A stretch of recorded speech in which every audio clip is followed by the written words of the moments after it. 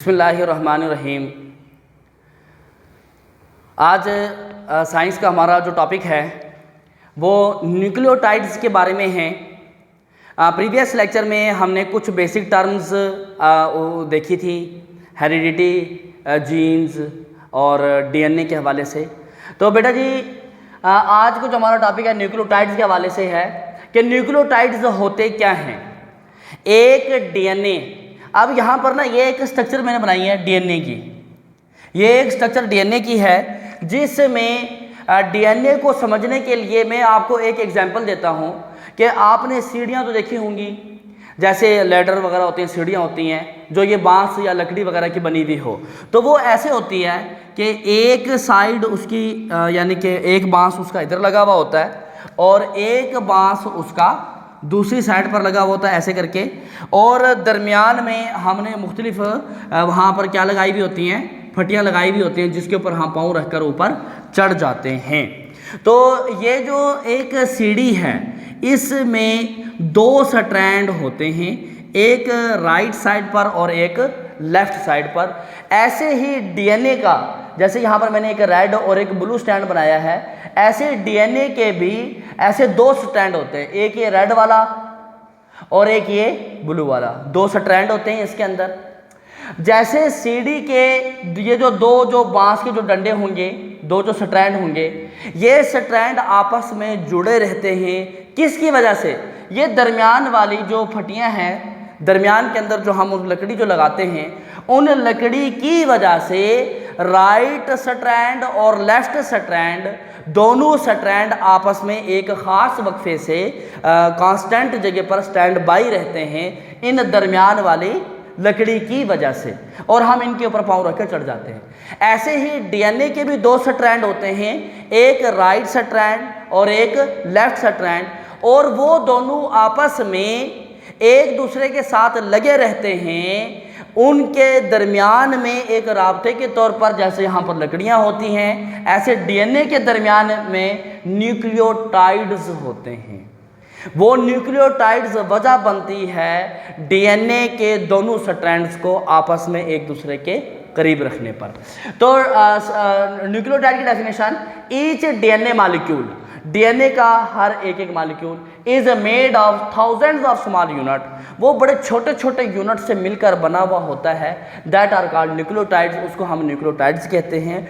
इन nucleotides की चार किस्में होती हैं, इन न्यूक्लियोटाइड्स की चार किस्में होती हैं। एक होती हैं एडिनाइन न्यूक्लियोटाइड, एक थायमीन न्यूक्लियोटाइड, एक साइटोसिन न्यूक्लियोटाइड और एक ग्वानिन न्यूक्लियोटाइड। और there are 4 types of nucleotide, adenine nucleotide, thymine nucleotide, cytosine and guanine nucleotide. इसमें आपने याद ये रखना है कि हमेशा एडिनाइन न्यूक्लियोटाइड और थायमीन न्यूक्लियोटाइड, यहाँ पर तो जैसे फटी जो लगी हुई होती है या लकड़ी लगी हुई होती है सीढ़ी में, वो एक ही लकड़ी होती है कंप्लीटली, लेकिन डीएनए के अंदर ये दो स्ट्रक्चर पर डिपेंड करती है, दो न्यूक्लियोटाइड होते हैं यहाँ पर। अगर एडिनाइन होगा तो उसके साथ थायमीन होगा, साइटोसिन होगा तो उसके साथ ग्वानिन होगा। कभी ऐसा नहीं होगा कि एडिनिन साइटोसिन के साथ मिल जाए या एडिनिन जो न्यूक्लियोटाइड है वो ग्वानिन के साथ मिल जाए। साइटोसिन और ग्वानिन आपस के अंदर मिलेंगे और एडिनिन और थायमीन आपस के अंदर मिलते हैं। और जो एडिनिन जो हमारे पास न्यूक्लियोटाइड है वो मिलता है थायमीन न्यूक्लियोटाइड से, और ये हमेशा मिलते हैं, बनते हैं आपस में डबल कोवलेंट बॉन्ड के ज़रिए। और जो हमारे पास साइटोसिन न्यूक्लियोटाइड है ये हमेशा मिलेंगे ग्वानिन न्यूक्लियोटाइड से, और इनके आपस में दरमियान के अंदर हमेशा ट्रिपल कोवलेंट बॉन्ड मौजूद होता है। इसके बाद एक है describe the Watson and Crick model. Watson and Crick ये साइंटिस्ट के नेम हैं। उन्होंने एक मॉडल पेश किया डीएनए का, जिसमें उन्होंने ये बताया कि डीएनए के दो स्ट्रैंड होते हैं, और वो जो दो स्ट्रैंड हैं वो आपस के अंदर एक डबल हेलिक्स की सूरत के अंदर मौजूद होते हैं। दरमियान में न्यूक्लियोटाइड्स ने उनको पकड़ा हुआ होता है, और जिस तरीके से एक लैडर, एक सीढ़ी होती है, इस तरीके से इसकी स्ट्रक्चर होती है। तो ये एक डीएनए का मॉडल बनाकर एक्सप्लेन जिसने सबसे पहले किया वो वाटसन और क्रिक थे, और इसी वजह से इनका एक मशहूर मॉडल बना। तो Watson and Crick model, according to Watson and Crick model, Watson और क्रिक के मॉडल के मुताबिक द डीएनए मॉलिक्यूल, जो डीएनए का जो मॉलिक्यूल है, कंसिस्ट ऑफ 2 स्ट्रैंड, वो जो डीएनए का एक मॉलिक्यूल होगा वो 2 स्ट्रैंड पर मुश्तमिल होगा, और are linked with each other, और कंसिस्ट ऑफ 2 स्ट्रैंड, 2 स्ट्रैंड बने होंगे, फॉर्म्ड ऑफ न्यूक्लियोटाइड्स, जो कि न्यूक्लियोटाइड्स की वजह से बने हुए होंगे। 2 strand of DNA are linked with each other, जो डीएनए के 2 स्ट्रैंड हैं वो आपस में एक दूसरे के साथ लिंक्ड हैं, एक दूसरे के साथ जुड़े हुए हैं न्यूक्लियोटाइड की तरह,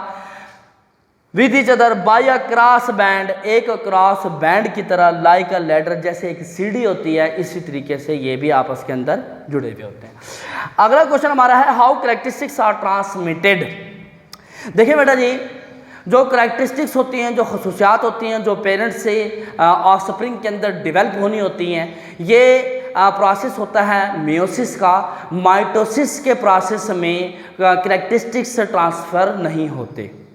माइटोसिस जो है वो एक इंडिविजुअल की अपनी बजाते खुद जो ग्रोथ होती है उसका ज़िम्मेदार होती हैं, और उसके अंदर वो उसकी ग्रोथ करा रहा होता है, उसके बालों की, उसके नेल्स के, उसकी बॉडी की, उसके स्ट्रक्चर की, उसकी बोन्स के। Any in case of any accident, कहीं से गोश्त का फट जाना, हादसा हो जाना, या कोई चाकू या छुरी वगैरह का निशान लग जाना, तो वो वहाँ पर माइटोसिस का प्रोसेस होगा। करैक्टर्स जो ट्रांसफ़र होते हैं from one parents to offspring, that is only due to the meiosis. अब जो मियोसिस का जो प्रोसेस है, इसके अंदर आपने पहले पढ़ा था कि मियोसिस के अंदर डबल उसके अंदर डिवीज़न होती है, और उसमें जो क्रोमोसोम्स की तादाद होती है वो 4 डॉटर सेल के अंदर हाफ रह जाती है। तो ये देखें बेटा जी कि यहाँ पर मियोसिस में ये 23 क्रोमोसोम्स, यानी कि इंसानों की बात अगर हम करें तो 23 क्रोमोसोम्स होंगे उनमें, क्योंकि मियोसिस के प्रोसेस के अंदर क्रोमोसोम्स की तादाद आधी हो गई, तो आधी होने से उसमें 46 की जगह 23 हो गई। अब इस 23 क्रोमोसोम को हम कहते हैं एन, और एन का मतलब होता है हैप्लॉइड, यानी कि ये इसके अंदर जो डीएनए है, हेरिडिटी जो मटेरियल है वो कंप्लीट नहीं है, यानी कि डीएनए हेरिडिटी मटेरियल है ना, जिसने आगे पेरेंट्स से बच्चों में मुंतकिल होना है। तो 23 लिख दिया, नंबर ऑफ क्रोमोसोम्स हाफ हो गए, तो दैट मीन्स कि हेरिडिटी मटेरियल या डीएनए इज नॉट कंप्लीट, ये यहाँ पर कंप्लीट सूरत में नहीं है, इसको हम हैप्लॉइड कहते हैं। और अब फॉर एग्जांपल मैं यहाँ पर ये कहता हूँ कि ये मेल की तरफ से हैं, मेल गैमेट को हम स्पर्म का नाम देते हैं, और ये 23 क्रोमोसोम्स हैं, ये भी एन है, और ये भी हैप्लॉइड ही है, और ये फॉर एग्जांपल एग है जो कि फीमेल की तरफ से है, या ये फीमेल के अंदर है। यानी कि जब रिप्रोडक्शन का प्रोसेस होता है, जब एक न्यू इंडिविजुअल ऑर्गेनिजम्स पैदा हो जाता है, चाहे वो लड़का हो या लड़की हो, तो उनकी जो बॉडी है वो पैदा होते ही उसके अंदर माइटोसिस का प्रोसेस स्टार्ट हो जाता है, लेकिन मियोसिस का प्रोसेस उनके अंदर स्टार्ट नहीं होता। जब वो एडल्ट एज को पहुंचते हैं, बलूगत की उम्र को पहुंचते हैं, तो उनके बॉडी में जो सेक्सुअल सेल्स हैं उनमें मियोसिस का प्रोसेस के ज़रिए उनमें स्पर्म या एग की फॉर्मेशन होती है, और उनमें जो एग बनेगा या स्पर्म बनेंगे उनमें जो क्रोमोसोम्स की जो तादाद होती है वो 23 होती है। They have no ability to produce, यानी कि इंडिविजुअली स्पर्म अगर अलग है तो उसके अंदर एबिलिटी नहीं है कि वो कोई रिप्रोडक्शन कर सके। अगर गोश्त का कट जाना है तो गोश्त वहाँ पर दोबारा रिप्रोडक्शन करा देता है, माइटोसिस का प्रोसेस होता है, क्योंकि वहाँ पे क्रोमोसोम्स की तादाद मुकम्मल होती है, और क्रोमोसोम क्रोमोसोम्स के मुकम्मल होने से यहाँ पे प्रोडक्शन होकर गोश्त पैदा हो जाता है और वो ज़ख़म मुंतमिल हो जाता है। लेकिन अगर स्पर्म की बात की जाए तो स्पर्म के रिप्रोडक्शन जो है, स्पर्म के खाली जो है सिर्फ स्पर्म जो है वो अपनी तौर से रिप्रोडक्शन का प्रोसेस नहीं कर सकते, क्योंकि उनमें क्रोमोसोम्स की तादाद हाफ होती है। Same as it is in the girls या female, the number of chromosomes in the egg cell is remains half as in the parent cell, not the completely 46 chromosomes, they are 23 chromosome and they have individually no ability to reproduce। उनके अपने अंदर भी कोई ability नहीं है कि वो कोई रिप्रोडक्शन कर सके। तो जो मियोसिस के प्रोसेस के ज़रिए एग या स्पर्म जो बनते हैं उनमें क्रोमोसोम्स की तादाद आधी होती है, उनको हम हैप्लॉइड कहते हैं, उनको हम सिर्फ सिंगल एन से जाहिर करते हैं। तो हम करैक्टर की बात करें कि करैक्टर ट्रांसफ़र कैसे होते हैं, तो पहली बात हम यहाँ पर बात करेंगे हैप्लॉइड की, यानी कि इंडिविजुअल मेल कैसा है, इंडिविजुअल फीमेल कैसा है। तो इंडिविजुअल की बात हो रही है तो when an organism form gametes, जब कोई ऑर्गेनिज्म जानदार जो गैमेट्स बनाते हैं यानी कि स्पर्म बनाते हैं या एग बनाते हैं बाय मियोसिस के जरिए, तो the number of chromosome is reduce to half in the gametes. तो गैमेट्स में क्रोमोसोम्स की तादाद हाफ होती है। इट मीन्स हेरिडिटी मटेरियल, इसका मतलब ये हुआ कि जो हेरिडिटी मटेरियल जो डीएनए है is also reduce to half in the gametes.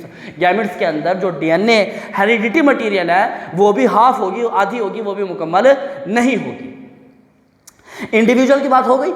अब हम बात ये करेंगे कि जब ये इंडिविजुअल्स मेल और फीमेल जब आपस में मिलते हैं या इनकी जब मेटिंग होती है तो मेल के स्पर्म जो कि 23 क्रोमोसोम्स के साथ और फीमेल का एग जो कि 23 क्रोमोसोम्स के साथ जब ये दोनों आपस के अंदर आकर मिलते हैं तो यहाँ पर ये क्रोमोसोम्स की तादाद पूरी हो जाती है 46, जिसको हम कहते हैं ये अब 2n बन चुका है।